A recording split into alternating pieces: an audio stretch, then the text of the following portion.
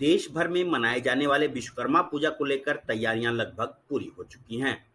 भगवान विश्वकर्मा की जयंती हर साल 17 सितंबर को मनाई जाती है।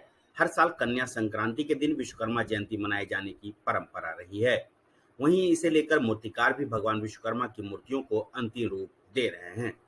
साथ ही मूर्तिकारों में उत्साह भी देखने को मिल रहा है।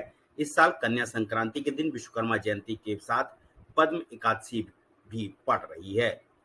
भगवान विश्वकर्मा को दुनिया का सबसे पहला अभियंता और वास्तुकार माना जाता रहा है, जिसके कारण सभी कल कारखानों में विश्वकर्मा पूजा काफी धूमधाम से मनाई जाती है। वहीं मूर्तिकार भी काफी उत्साहित दिख रहे हैं। उनकी मूर्तियां भी पिछले 2 साल की तुलना में काफी ज्यादा बिकी हैं। कोरोना का असर कम होने से लंबे अरसे से बंद पड़े मूर्तिकला निर्माण से जुड़े बाजारों की रौनक लौटने लगी है। कोरोना को लेकर सभी प्रतिबंध खत्म होने के बाद से मूर्तिकार एक बार फिर से अपनी मूर्ति कला व्यवसाय से जुड़ गए हैं। यही वजह है कि इस बार बड़ी संख्या में मूर्तिकारों ने देव शिल्पी भगवान विश्वकर्मा की मूर्ति को तैयार कर अपने काम का आगाज कर दिया है। मुजफ्फरपुर से एनबीटी के संवाददाता संदीप कुमार ने मूर्तिकारों की बस्ती में जाकर उनसे बातें की। आइए सुनते हैं। सितंबर को एक बार फिर से भगवान विश्वकर्मा की पूजा की जाएगी, जिसे लेकर आप देख सकते हैं कि मूर्तिकारों ने मूर्तियां तैयार कर ली हैं। पिछले 2 वर्षों से कोरोना के कारण मूर्ति निर्माण बिल्कुल बंद होने के कगार पे आ गया था। आप देख सकते हैं बड़ी संख्या में मूर्तिकारों ने इस बार भगवान विश्वकर्मा की मूर्तियां बनाई है। साथ ही दुर्गा पूजा को लेकर माँ दुर्गा की प्रतिमाएं भी तैयार की जा रही हैं। मूर्तिकारों में इसे लेकर उत्साह भी है, क्योंकि 2 वर्षों के बाद उनका जो कारोबार ठप होने की स्थिति में आ गया था, वो एक बार फिर से अपने चरम पर है। हमारे साथ मौजूद है संतोष, जो बचपन से मूर्तियां बना रहे हैं और इन्होंने इसकी ट्रेनिंग कहीं से नहीं ली है। तो संतोष बताए कि इस बार जो है क्या स्थिति है बाज़ार की? इस बार तो बाज़ार का स्थिति बिल्कुल अच्छा है, क्योंकि आप देख सकते हैं कि हर आदमी उन्हीं चीज़ों से जुड़ा होता है जिनसे दाल रोटी भी होता है और संस्कार भी होता है। कहने का मतलब है इस बार कोरोना ख़त्म होने के बाद हम लोग का संस्कार में समृद्धियाँ बढ़ी है और हम लोग के साथ साथ जो हम लोग का जो त्यौहार है, मुख्य रूप से हमारी जो संस्कृति है, उसमें और भी एक नया आयाम आया है।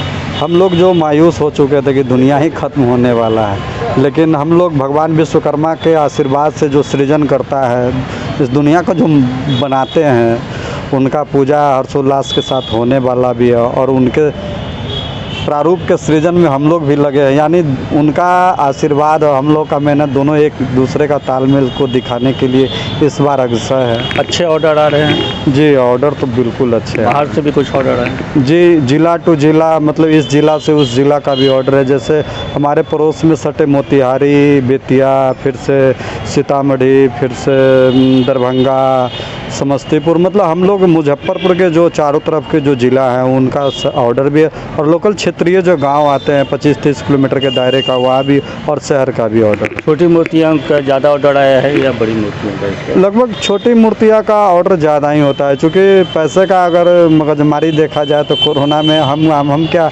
हमारे साथ कोई भी व्यक्ति नहीं कमाए हैं, क्योंकि अर्न उतना हुआ नहीं है। उसी में लोग अपने संस्कृति का ख्याल रखते हुए मुख्य रूप से छोटी प्रतिमा का ही अत्यधिक सेल के रूप में और पूजा करने के लिए मांग रहे हैं। मूर्तियों की कीमत में इस बार इजाफा हुआ है, कारण क्या? मूर्तियों की कीमत में इजाफा होने का मुख्य कारण है कि किसान से जो हम लोग पुआल खरीदते थे वो बढ़ गया रेट, मिट्टी का दाम बढ़ गया, फिर से जो लोहा का जो कील है, कांटी है, उसका दाम बढ़ गया, और मुख्य रूप से जो पेंट जो होता है, जो इस्तेमाल किया जाता है, फिर कॉस्मेटिक आइटम, ये सारा चीज़ का मतलब रेट वैल्यू बढ़ गया। और उसके बावजूद भी जैसे गवर्नमेंट के हिसाब में हम लोग तो मतलब पेपर भी पढ़ते हैं और न्यूज़ चैनल भी देखते हैं, जो महंगाई वो सर के ऊपर मतलब कि चढ़ चुका है। महंगाई की मार पूजा पे भी पड़ी है, मतलब लोग इस कारण से बड़ी मूर्तियों का ऑर्डर कहीं कम कर रहे हैं। जी, वो तो बिल्कुल है, चूँकि बड़े बड़े समिति वाले दुर्गा माता की पूजा का जो प्रावधान करते हैं, तो उनसे भी बातचीत हुई हमारी। जो प्रोजेक्ट 2 लाख के लमसम का हुआ करता था, वो प्रोजेक्ट लमसम सीधे 1 लाख में चला गया। उनका एक ही कहना है कि हमारे गांव में, हमारे शहर में कोई चंदा देता ही नहीं है, जिसके कारण हम लोग बड़ा आयोजन कर सके। और मुख्य तौर से अगर देखा जाए कि जब भी कोई बड़ा आयोजन करना होगा तो उसमें सारे लोग का सहयोग चाहिए, वो सहयोग ही समिति वाले से छीन चुका है। अगर कोई भी समिति वाले वाले अगर बड़ा कार्यक्रम करना चाह रहे हैं तो उनमें मुख्य रूप से अध्यक्ष, सचिव, कोषाध्यक्ष जो अपना योगदाता अच्छा होते हैं वही कर पाते हैं, अन्यथा सहयोग का जहाँ तक बात है वो बिल्कुल ढीला हो चुका है, क्योंकि मार्केट का रेशियो ही बहुत कमज़ोर है और महंगाई का मार ज़्यादा है। बात कर रहे थे, जैसा कि आपने सुना, संतोष ने बताया महंगाई की मार इस बार पूजा आयोजनों में भी पड़ने जा रही है। और खुशी की बात यह है कि 2 वर्षों के बाद पूजा हो रही है और इसे लेकर मूर्तिकारों को बल्क में ऑर्डर मिले। आप देख सकते हैं बड़ी संख्या में मूर्तियां तैयार की जा रही हैं और ये एक खुशी की बात है कि हाँ, जो मूर्तिकला उद्योग जो था वो बंद होने के कगार पे बिल्कुल आ चुका था 2 वर्षों से, क्योंकि कोई भी पूजा अनुष्ठान ये सब पे रोक लगा हुआ था। मंदिरें बंद कर दी गई थी, न दुर्गा पूजा हुआ, न विश्वकर्मा पूजा हुआ, न सरस्वती पूजा हुआ, जो कि मूर्तिकारों का मुख्य जो काम होता है, इन्हीं मूर्तियों के निर्माण से उनकी रोजी रोटी चलती है, वो बिल्कुल बंद होने के कगार पे आ गया था। पर इस बार कोरोना समाप्त होने के बाद एक बार फिर से स्थिति अच्छी है और मूर्तिकारों को बड़ी संख्या में ऑर्डर मिल रहे हैं। जो स्थिति है वो आपको दिखाई हमने और बताया कि क्या स्थिति है। महंगाई को लेके भी थोड़ी सी असर पड़ी है, पर पूजा के मामले में लोग फिर पैसे की बात नहीं करते हैं। मुजफ्फरपुर से NBT के लिए मैं संदीप कुमार।